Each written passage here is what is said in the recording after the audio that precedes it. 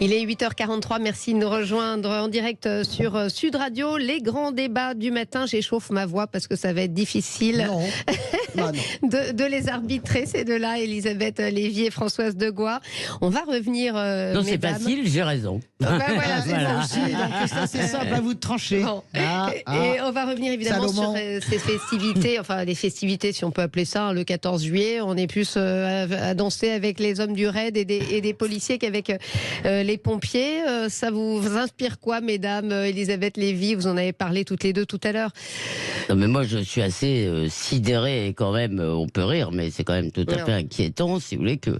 alors, on va me dire, c'est une tradition, il y a soirée, brûlage et cassage le 14 juillet, le 31 décembre, mais enfin là, on est quasiment dans un état d'urgence qui ne dit pas son nom, si vous voulez, vu j'ai dit quasiment, mais vu l'empilement de mesures, si vous voulez, devient invraisemblable. Et moi, ce qui me frappe, si vous voulez, c'est que, en réalité, force n'est plus à l'État, force n'est plus à la loi. La force est de l'autre côté. Et ça me...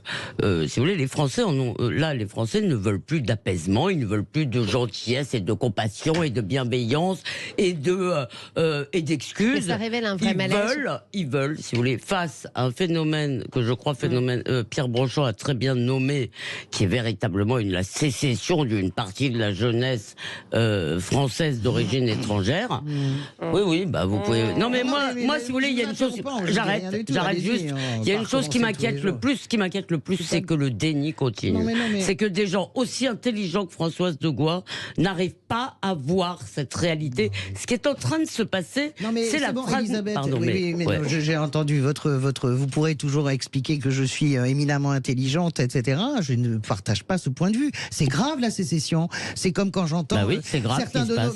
mais quand j'entends certains de nos confrères dire « nous sommes en guerre », je suis désolé, ce n'est pas une guerre civile. Nous ne sommes pas une partie de la population qui se lève et qui entraîne une autre partie pour garder ou prendre le pouvoir. Nous sommes sur des bandes de casseurs qui défient les institutions de l'État. Ce n'est pas ça une sécession. Là, nous sommes véritablement dans un phénomène de bandes et de casse. Je sais tout ce que vous y mettez, Elisabeth. Je ne nie pas qu'il y a une partie de cela. Mais il n'y a pas que des islamistes wokistes déchaînés qui attaquent les mairies. Il y a une bande de gamins de 14 à 15 ans. C'est pas parce qu'ils détestent la France, c'est juste ils sont dans un phénomène de meute. Je ne nie pas qu'il y a une partie qui la déteste, mais la sécession, ça n'est pas ça. Parce que là, on va repartir dans les délires sur la libanisation de ce pays. Nous ne sommes pas... Écoutez, François, attendez. Non, mais moi, je vais répondre à ça. Non, mais Elisabeth, je répondais à ta truc. Là où je partage le point de vue d'Elisabeth, c'est véritablement autant dire les choses telles qu'elles sont. C'est-à-dire que, oui, c'est un couvre-feu. J'ai oublié de le dire, et merci. Quand une minorité prend la France en otage. Mais là, non, mais une minorité prend la France en otage. C'est-à-dire que à un moment donné, Macron, vous disiez, c'est pas la verticalité dont ont marre les Français. Si, ils ont marre de la verticalité doublée de l'impuissance et des discours. Voilà. Il n'y en a pas de discours, donc c'est clair. Il n'y en a pas de discours. Le discours, c'est 130 000 hommes. Voilà, c'est ça. Bon, en ce sens-là, on est quasiment, en état d'urgence pour 3 jours avec les bus qui s'arrêtent à 22h. Je suis désolé, les tramways, comment ça s'appelle? Je vous redonne la parole dans quelques instants, ma chère il faut Elisabeth. que je réponde maintenant. Bon, mais allez-y, parce qu'il y a Ludovic qui nous appelle aussi. Allez-y. Non, mais c'est important, parce que moi, je crois que là, on touche le cœur d'un véritable problème. C'est-à-dire qu'une partie des élites de ce pays refuse depuis 40 ans de voir ce qui se passe. Peut-être que tu as tort. Je ne crois pas que j'ai... Évidemment, peut-être que j'ai tort, mais malheureusement, les événements me donnent plutôt raison, si tu veux. Et je ne suis pas la seule non plus. C'est pas Elisabeth Lévy dans son coin. Quand je cite Pierre Brochand, il est quand même assez informé. Il y a beaucoup d'intellectuels dans ce pays qui voient la même chose. Au-delà des casseurs qui ne sont pas désavoués, contrairement à ce qu'on dit par tout le monde, parce qu'il y a toujours un... Non, mais je parle pas de toi, je parle dans les quartiers. Tout le monde ne les désavoue pas, parce qu'il y a toujours un oui mais, comme après Charlie. C'est pas bien la violence, mais au-delà de ça, il y a des gens qui ne vivent plus culturellement à l'heure française, et ce sont des enclaves. Il suffit de se balader dans ce pays familles pour les voir. Bien sûr. Voilà. François, ça n'a pas infléchi d'un iota votre raisonnement. Il y a un avant et un après pour vous, quand même. Voilà. Ces émeutes-là, Oui. mais enfin, mais ça voudrait dire qu'il y a un avant et un après des émeutes de 2005, qu'il y a un avant et un après le Bataclan, qu'il y a un avant et un après. Mais on peut pas passer notre vie à dire il y a des avant et il y a des après. Non, c'est vrai Il y a un phénomène d'abord il y a un islamisme radical et un islamisme tout court qui fait son nid dans les quartiers avec la drogue, avec la somme ce qu'on appelle, vous savez, quand les emplois aidés ont été, vous allez dire que c'est ridicule ce que je dis, mais pas du tout. Les éducateurs de rue vous le disent. Quand Macron arrive, il supprime tous les emplois aidés. Moi, je parle avec des gens, des élus absolument formidables qui sont très clairs sur la question de l'islamisme, par exemple, qui disent là où on avait 15 éducateurs de rue qui était capable de faire le lien, de repousser un petit peu, excuse-moi, je finis, de repousser un peu, de parler avec les uns et avec les autres, on n'est plus que 2. Donc il y a cette submersion-là également. Moi, je ne partage pas cette vision-là de cauchemar, et peut-être que nos auditeurs la partagent, et tant mieux. Moi, je ne partage pas cette vision de cauchemar, de sécession, de guerre. Nous avons Parce que tu problème. veux pas le voir. Mais c'est pas je veux pas le voir, c'est que je ne le partage pas. Écoute, alors, on a quand même le droit de pas regarder le monde avec tes lunettes. On n'a pas le droit de pas regarder le réel. Mais moi, je le regarde, le réel, comme toi, mais j'y mets pas la même chose. Moi, je pense pas que le monde entier est wokiste, islamiste, et que les musulmans, c'est forcément... c'est toi qui as parlé d'islam, moi, j'ai pas parlé d'islam. C'est une sécession anthropologique qui dépasse largement le cadre de l'islam. Elisabeth, Françoise, nous allons aller voir Ludovic qui nous appelle de Rochefort, puisque vous êtes nombreux à réagir. Ludovic, oui, vous voulez réagir, bonjour. Oui, bonjour Stéphanie et bonjour au au pétroleuses. Oui, on va toujours. Ah oui, mais bon. Ça va, elle s'aime beaucoup oui, dans la vie, je vous rassure. Il n'y a que paix et amour sur ce studio. Ça fait plaisir. Ça fait plaisir ce débat justement et cette opposition, mais quelque part toutes les deux ont un peu raison. Moi, je constate surtout que le 14 juillet est au départ une fête nationale, une fête de célébration. C'est également la fête de la fédération. C'est-à-dire qu'à l'époque, en 1790, Louis XVI avait fait serment de faire allégeance à la nation et porter l'unité.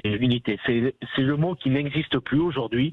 On constate un recul, en plus un effondrement de l'État régalien. Quand Françoise parlait des 130 000 policiers, c'est un moyen en effet, mais on n'attaque pas les origines du problème, les causes. Ce cadre commun, ce cadre qui fait justement cette unité dans l'instruction, dans l'éducation, au niveau de la famille, la justice, etc. Voilà le vrai point de départ auquel il faut s'attaquer. Je pourrais parler également de l'immigration, etc. Il y a beaucoup de choses, la perte de souveraineté. Et il faut revenir à cette unité, à cet universalisme républicain, la fierté d'être français, parce que la fête nationale, c'est ça aussi. C'est une célébration derrière la France, pour la France, derrière la nation. C'est vrai. Et avancer. Il y a les 100 jours d'apaisement d'Emmanuel Macron, c'est plus voilà, il est complètement perdu. C'est aussi pour ça, à mon avis, qu'il ne va pas parler, parce que c'est 100 jours de crise. Et là, on recule à nouveau par peur d'émeutes, on recule à nouveau pour justement célébrer quelque chose où on pourrait montrer que justement, non, il n'a pas à avoir peur. C'est intéressant ce qu'il dit sur la notion de fraternité, parce que c'est vrai que dans notre devise républicaine, on parle toujours de la liberté, de l'égalité, et on dit toujours le dernier perron, finalement, c'est la fraternité qui est très oubliée. Mais c'est vrai que la fraternité, c'est un concept extrêmement profond. C'est pas un truc mielleux et mièvre, en fait. En réalité, quand nous fraternisons pour ensemble faire nation ensemble, ça a du sens. Ça a un sens extrêmement profond. On pourrait en discuter des heures philosophiquement. Et je pense que c'est très intéressant ce qu'a dit notre auditeur sur le caractère de la célébration de la fraternité. Non, juste un mot sur cette affaire de fraternité, justement. Si vous voulez, quand Napoléon a posé ces fameuses conditions aux Juifs, il lui a dit « Considérez-vous les autres Français comme vos frères ». Oui, c'est vrai. Et je crois que notre problème aujourd'hui, si vous voulez, c'est qu'une partie des Français ne considèrent absolument pas les autres Français comme ses frères. D'ailleurs, elle les appelle les Français, les Gaulois, les jambons-beurre et les ce que vous voulez. Et donc cette dimension de la fraternité, comme vous dites, c'est pas mièvre. Ça veut dire, en particulier pour les gens qui sont arrivés sur notre sol récemment, ça veut dire j'adopte ton histoire, j'adopte tes mœurs. Pas Ça veut pas dire je deviens comme toi. Ça veut dire j'adopte ta culture au sens large parce que c'est un cadeau. Et ce cadeau, eh bien, beaucoup de gens n'en veulent plus aujourd'hui. Et ça me frappe. Et moi, Mais je peux entendre ce que tu dis sur les surnoms, mais enfin bon, nous, c'est les bicots, les bougnoules, les boinas, enfin, je veux dire, si tu peux pas rentrer dans ton raisonnement les surnoms, parce que en matière de surnoms, mais quel surnom on s'est pas parlé, compris. tu parlais des jambons beurre, etc. Tu parlais de la façon, les Gaulois, etc. Toi, tu parlais des gens qui se surnomment les uns avec les autres. Non, mais c'est pas une question de surnom. C'est ce que je te dis, c'est que l'extériorité. Éric Martiol, Europe Écologie Les Verts, nous explique qu'on est tous un peu racistes. Oui. Je ne sais pas si vous avez entendu cette phrase. Mais la réalité, si vous voulez, c'est que la fracturation. Assez étonnante quand même. Mais la fracturation, nous ne faisons plus fraternité depuis bien longtemps, pas simplement avec les gens qui vivent dans les quartiers. Est-ce que vous admettez qu'il y a une culture de référence en France à laquelle les gens doivent s'adapter? Bien sûr. Excusez-moi, moi je ne mets pas sur le même plan. Je ne mets pas sur le même plan quand je dis qu'il y a des Français qui ont par rapport à la France une conception d'extériorité, qui ne se sentent pas partie. Attends, je n'ai pas fini ma phrase. Il n'y a pas de point encore. Qui ne se sentent pas appartenir à la communauté nationale. Je veux dire, c'est d'ailleurs pour ça qu'ils peuvent piller et qu'ils peuvent vandaliser. Je suis désolée. Je veux dire, c'est une façon, si vous voulez, de dire, quand on attaque une mairie, c'est une façon de dire je ne me reconnais pas là-dedans. D'accord. Alors, Elisabeth, j'entends. On va passer à un autre sujet. Oui, j'entends absolument ce que vous dites, mais je voudrais quand même que nous remettions l'église au milieu du village, si je puis m'exprimer ainsi. Nous parlons de 100 000, 150 000 personnes. Nous sommes un peuple, nous sommes une nation de 67 millions d'habitants. Je ne peux pas admettre... Vous avez vu les 100 000, vous parlez de 150 000 personnes, le pays est quasi en état de siège à la veille du 14 juillet. Non, elle n'est pas en état de siège, mais c'est tout à fait normal qu'un gouvernement veuille que ses institutions soient respectées. Mais je dis, non, mais attention, on ne peut pas considérer que 100 000 ou 200 000, on ne peut pas considérer qu'une majorité de gens qui sont venus s'installer dans notre pays n'adoptent pas les coutumes de notre pays. Ça n'est pas vrai. Il y a une minorité très active. Il y a aussi dans la sphère politique, des mouvements, moi, avec lesquels je ne suis évidemment pas d'accord et que je combats, notamment les indigènes de la République. Mais ça représente, c'est comme... Demandez donc aux profs qui sont en banlieue ce que ça représente. Non, mais là, franchement, excusez-moi, arrêtez avec cette histoire de minorité. Non, mais de toute façon, les minorités créent toujours le problème. On est d'accord que les... Mais demandez aux profs ce qui se passe en banlieue. Allez dans un établissement de banlieue. Arrêtez de penser que vous êtes la seule à avoir un diagnostic sur les profs. Mais j'ai vécu en banlieue comme vous, Elisabeth, donc on sait quand même de quoi on parle, quand même, faut pas exagérer. On n'est pas des bobos qui passent notre journée à bouffer du poulet du dimanche dans le centre de Paris. On connaît la vie, je la connais aussi bien que vous. On n'a pas le temps de faire l'autre sujet finalement, mais est-ce que vous auriez attendu une parole apaisante d'Emmanuel Macron? Enfin, ça c'est une question, en la posant, je me dis que c'est ridicule parce que évidemment... Vous vouliez pas prendre un auditeur pour nous apaiser? Non, mais elle est tranquille. Ça n'aurait servi à rien, la parole... Enfin, quand moi, même, je ne veux pas d'apaisement. Ça aurait été un peu symbolique tout de même. Je ne veux pas d'apaisement, ça suffit. L'apaisement, si vous voulez, c'est, excusez-moi, cet esprit...